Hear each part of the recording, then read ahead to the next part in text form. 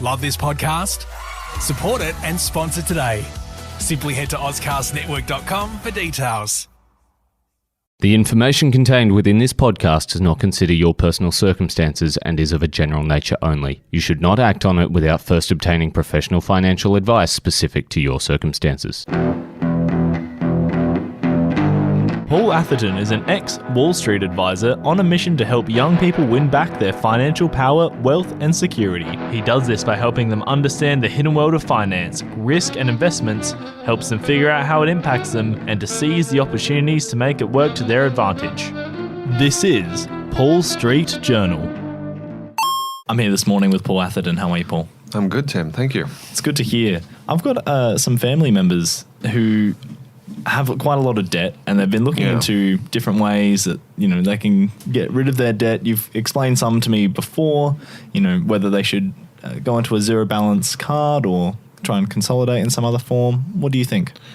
Yeah, so I guess, and they have multiple forms of debt, is it? Yeah, absolutely. A couple of cards and a personal loan, all that type of stuff. Okay, exactly. Yeah. So I've written quite a bit on this, but so I think that there's two real main processes to remove debt, and both of them involve in isolating one piece of debt at a time and removing it, like putting all your energy into one, let's say, credit card, and all of your money and all of your everything you've got, like just to pay off one credit card.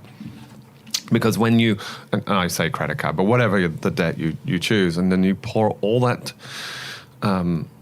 every spare cash, sell off stuff in the house and do all those type of extra things. And when that first, in this example, credit card gets paid off, then you're no longer paying interest on any outstanding. And then you use all of that energy to get the next one, it sort of cascades the next one on the list. So let's say you have 4 pieces of debt. You have 2 credit cards, you have a personal loan, and you have a car loan, and you decide that credit card number 1 needs to be paid.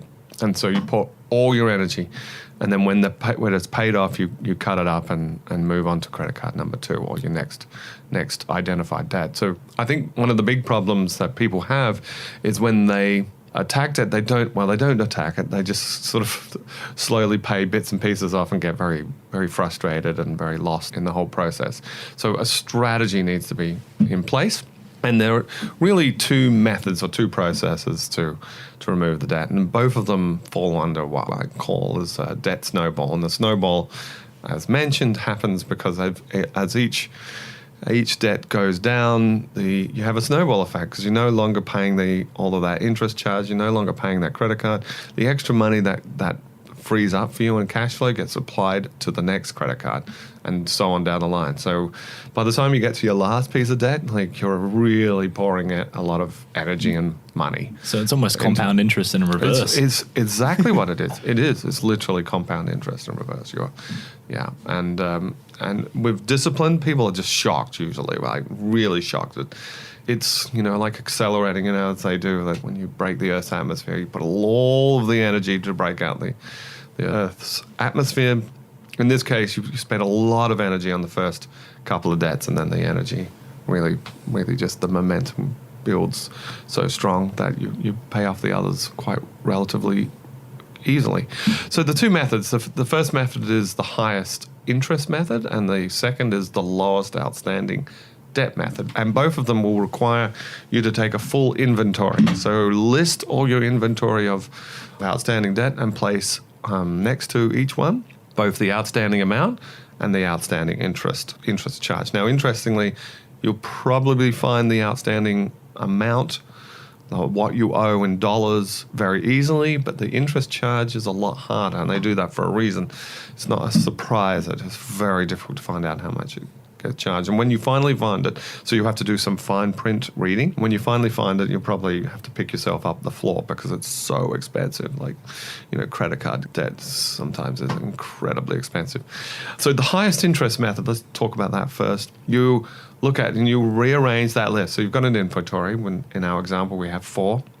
Maybe one is at 17%, one's at 22%, one's at 11%, one's at 8%. Right now, list them in the order from highest to lowest, because you're going to attack the highest interest first. So in this case, would be 22% would be the highest. Pay that first, and attack the 17% next, and 11, and 8. So it's highest to lowest, and that's how you rank them. And the piece of debt, in this case, let's say it's a credit card, all of your energy goes paying off the highest interest first. So that's the highest interest method. The second method is the lowest outstanding debt. It's an interesting one because maybe you have a small debt of just a couple $100 and you have another one that's maybe it's $5,000, right? And maybe the debt that's the lowest has the highest interest rate, right? But this way, the reason that you attack the lowest outstanding, just a couple $100, is because it gets done and out of the way quickly. Now, that's a bit of a psychological boost, right? Once you pay off the first card, I mean, you feel really good. It feels good to cut up a credit card. You're making progress, and you get that psychological momentum, which is incredibly important. And that cascades in that way. So once you paid off the lowest balance, you go to the second lowest balance, and then the third and the fourth, and so on. So that's why you take the inventory and you categorize it that way. Mathematically, the best approach, right? Mathematically, the best approach is the highest interest. That'll get you debt-free quicker, mathematically. And it all depends on, you could use either approach. So it all depends on your own makeup and the way you feel.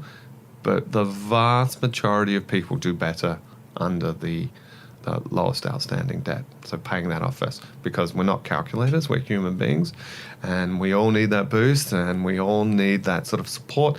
I think it's a hard road. Don't think it's not going to be, and every little bit of help is of great benefit. So choose whichever you think is right, and go down that method. Myself, if it was me, I would probably do the highest interest because I would like to think I'm quite disciplined. But, usually, again, the vast majority of people find the lowest outstanding method the best. And then you'll get the instances where the outstanding is very close, but the interest rates are very disparate. So maybe you have a interest rate of 22% on a $600 debt, or you have an 8% on a $500 debt. Okay, so which method do you use? In that case, they're very close to each other, so just go straight for the highest interest. So default to that if the outstanding debt is not that large. So they're the two processes. They're enormously effective. Go ahead, guys. Just go pay off that debt. Great. Well, thank you for talking with us today. Cheers, Tim. Thank you. Paul Street Journal. Love this podcast? Support it and sponsor today. Simply head to AuscastNetwork.com for details.